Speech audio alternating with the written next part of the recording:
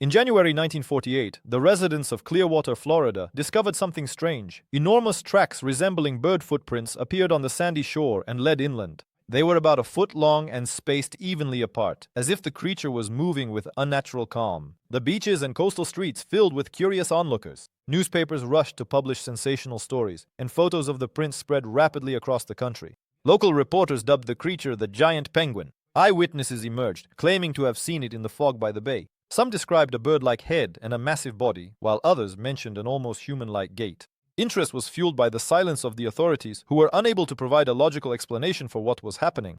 For several weeks, the tracks kept appearing again and again in different parts of the coastline.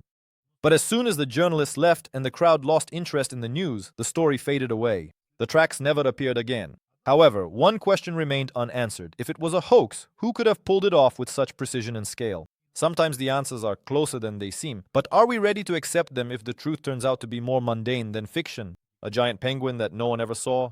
More than 10 years passed before the truth came to light. In the 1950s, 3 friends from Sarasota confessed they were the ones behind the tracks. One of them, a former fisherman and a fan of practical jokes, created metal feet weighing several pounds. Putting them on his feet, he left tracks along the coast and then disappeared while others stirred up excitement.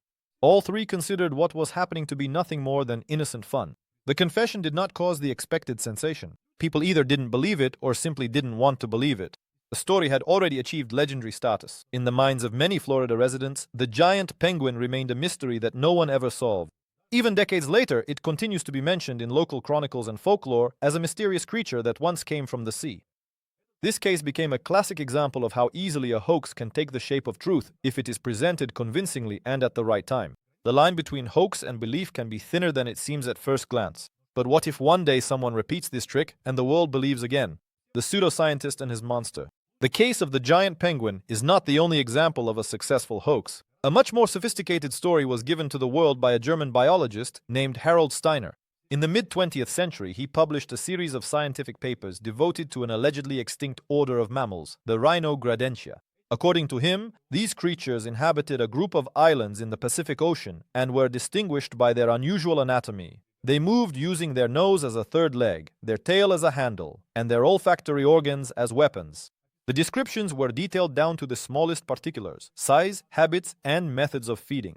There were also illustrations, diagrams, and even maps of the area. Everything looked so convincing that many zoologists, without delving into the details, took the publication seriously. Rhinogradentia even became the subject of presentations at conferences. Some textbooks briefly mentioned this order as a mystery yet to be explored. And only later did it become clear the islands, like the creatures, never existed. It was all made up. Scientific humor? Revenge against the system? Or perhaps an attempt to show just how blind faith in authority can be? If even specialists fall for such tricks, can we really trust any scientific sensation? A legend that stirred up America. From the moment the first traces of the giant penguin appeared, newspapers and radio stations launched a full-blown media hunt. Headlines screamed about an unknown monster, a new species, and even an alien threat. Reporters went to the coast to personally search for the mysterious creature. Reports were based on rumors and emotions. One farmer insisted that he saw the creature disappear into the swamps. A woman from the suburbs claimed that the penguin stole fish from her yard. The fewer the facts, the greater the public outcry became. People drew sketches, wrote letters to newspaper offices, and called hotlines. Even children went out to the beaches with homemade traps. For the public, this was more than just entertainment. It became an event. This is how urban legends are born. They feed on emotions, fears, and the desire to be part of something extraordinary. And the more gaps there are in the story, the more eagerly people fill them with fiction. But sometimes these legends become dangerous, especially when not only reporters but also scientists start taking an interest in them. A debunking that no one noticed. When 3 men confessed to creating the giant penguin, their story was published in only a few newspapers. Most media outlets ignored the confession. The public was already tired of the topic. Besides, the truth was boring. How could rusty metal feet compare to a mysterious creature emerging from the sea? That's not something people want to talk about. The debunking turned out to be far less viral than the legend itself. People preferred to leave things as they were. In the public consciousness, the penguin became part of local folklore that didn't need any proof. Even decades later, the hoax continued to live on. Tourists searched for the very spot where the tracks had appeared. Local souvenirs depicted the mysterious creature. Some even claimed to have seen it again. That's the paradox. The truth can be proven, but it doesn't always win, especially if the fiction is more beautiful. But what if there are other animals whose exposure simply went unheard? A scientific hoax? Rhinogradentia. In the early 1950s, a scientific paper was published in Germany that turned the idea of biodiversity upside down. It claimed that there exists an order of mammals previously unknown to science called Rhinogradentia. These creatures supposedly inhabited the isolated islands of the Haiyu archipelago in the Pacific Ocean and developed unique ways of moving and feeding using their noses. Some species used their nostrils as tentacles, while others jumped, relying solely on facial structures. Everything seemed absurd, but it was presented with such academic precision that even experienced biologists took the work seriously. The author of the work was Harold Steiner, a biologist with a doctoral degree who supposedly conducted years of observations on the islands. His work included detailed illustrations, scientific terminology, morphological diagrams, and even references to fictional publications. Rhinogradentia quickly became a topic of discussion in scientific circles. Some colleagues tried to find the islands on the map, while others analyzed the taxonomy of the creatures. It was later revealed that the whole thing was a joke, a parody of scientific fanaticism and blind faith in authority. But at the time, no one was laughing. Steiner demonstrated how easily deception can infiltrate even the world of science if it is presented in the right form. And yet, this was not the last attempt to turn fiction into scientific fact. A fake skeleton and academic papers. The story of the Rhinogradentia inspired not only biologists but also forgers. Throughout the 1960s, supposedly scientific articles referencing the Haiwa Islands appeared in several European universities. Some biology students even included references to the Rhinogradentia in their term papers and theses. Some people seriously claimed to have seen plaster models of these creatures' skeletons in private collections. Fake artifacts also appeared: jaws, teeth, even mock-ups of skulls. All of these supposedly belonged to creatures with nasal appendages. Most of these exhibits were created by artists inspired by Steiner's works. Some museums displayed them as part of fantastic zoology, not as real specimens, but without clear explanations. To the average visitor, it looked convincing. The scientific community later distanced itself from this entire story, but the mark left by the hoax turned out to be deeper than expected. Rhinogradentia became a vivid example of how easily fiction can take root in the academic world. Even decades later, many people still consider this story to be a genuine scientific fact. And what if someone decided to take the hoax all the way, to create real evidence?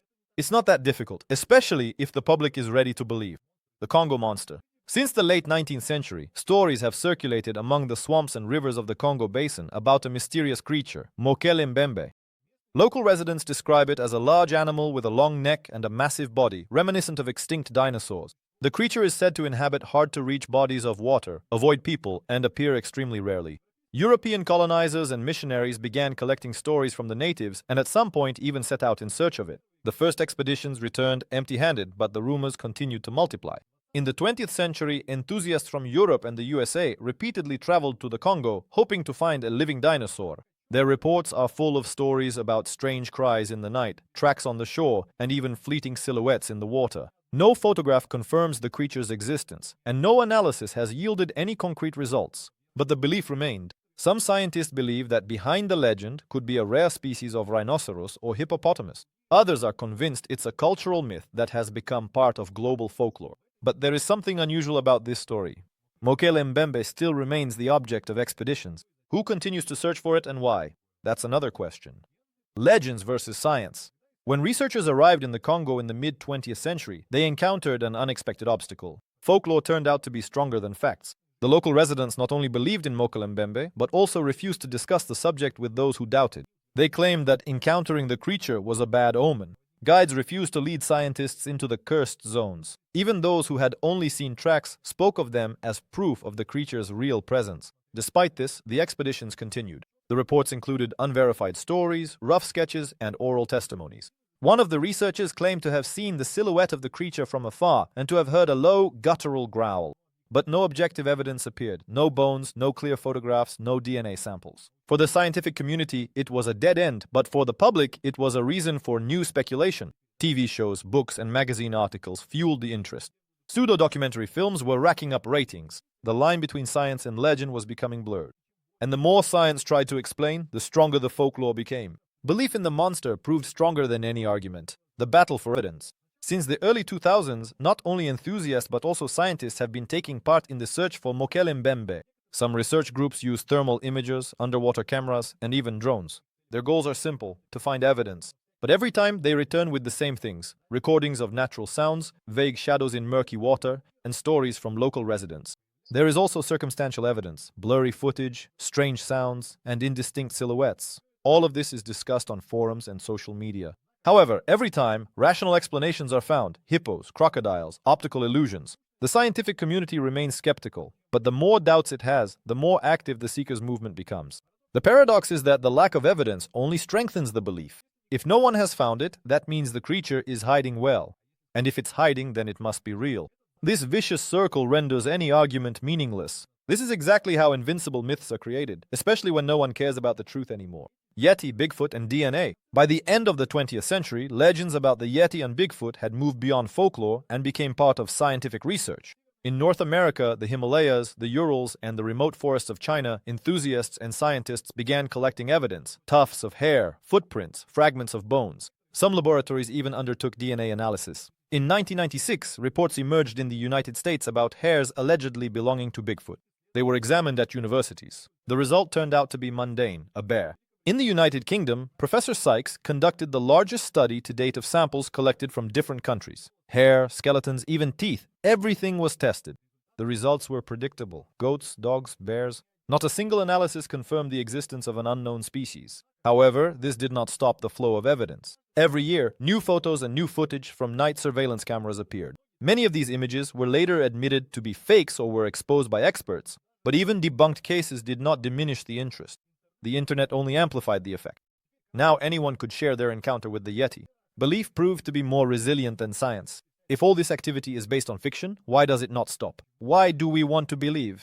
The human psyche is such that it sometimes prefers a mystery to the obvious. The unknown excites us, stirs emotions, and gives us a sense of being part of something bigger. A mythical creature is not just a beast in the forest. It is a symbol of the unknown, the ancient, and perhaps the supernatural. To believe in it is to feel that the world is full of wonders, especially in an era when technology has explained almost everything. Moreover, myths about creatures that no one has ever seen fit perfectly into our cultural landscape. They are convenient. You can discuss them, argue about them, search for them. They bring people together around the campfire, on forums, and in scientific debates. And most importantly, they give hope that somewhere out there in the wilderness, a mystery still remains, that not everything is under control, that the world can still surprise us. Psychologists call this phenomenon a cognitive bias in favor of wonders. It explains why people often ignore boring truths in favor of captivating fiction. Even a debunked myth doesn't die, it simply changes form. And as long as we want to believe, such stories will live on. A world where myths live forever. Despite dozens of debunkings, hundreds of expert analyses, and thousands of logical explanations, myths about non-existent creatures continue to live on. They are discussed at conferences, in podcasts, on TV shows, and in scientific journals. They inspire artists, writers, and even biologists. Some people create theories suggesting that these creatures once existed and simply disappeared, leaving their memory in culture. Stories about the penguin, Rhinogradentia, and Mokele-mbembe remind us even a lie can have tremendous power if it is presented the right way, especially if it touches on something we subconsciously want to find: wonder, mystery, a way beyond the ordinary. Myths become part of culture and sometimes even part of science. And that is their true power. But behind all these legends lies an important reminder. Not everything that sounds plausible is true, and not everything that is debunked disappears. Some creatures, even though they never existed, have taken up permanent residence in the human imagination. And that means that, in a way, they do exist, just in a different reality, in ours.